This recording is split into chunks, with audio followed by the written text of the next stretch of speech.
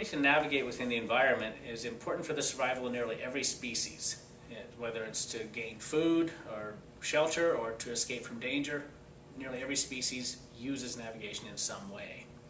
Now, my research focuses on the brain's ability to perform navigation from the information that it acquires from the environment.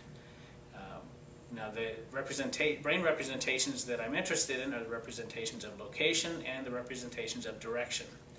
And my previous studies indicated that the detection of gravity from the vestibular system is necessary for the representation of direction.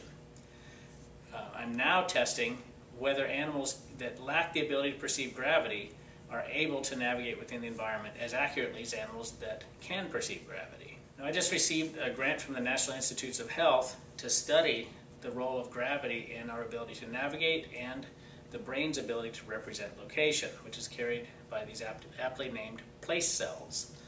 Now, these cells represent one location within the environment and become silent when the animal is in nearly every other location. Place cells are relatively normal in animals in outer space, which does not activate the vestibular system. And in other words, there's no representation of gravity and there's no representation of linear acceleration in outer space, yet these place cells are able to represent location. So we think that these mice that lack the ability to perceive gravity will have normal representations of location in the brain. However, my preliminary research from my current studies suggests that these animals are impaired at finding their way around the environment.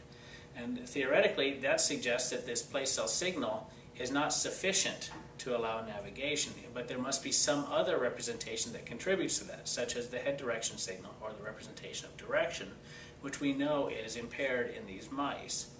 So there are several aspects of my research that are kind of answering some important questions that we haven't been able to answer with previous studies, but these mice are an important part of that question, and I'm hoping to answer those questions in the near future.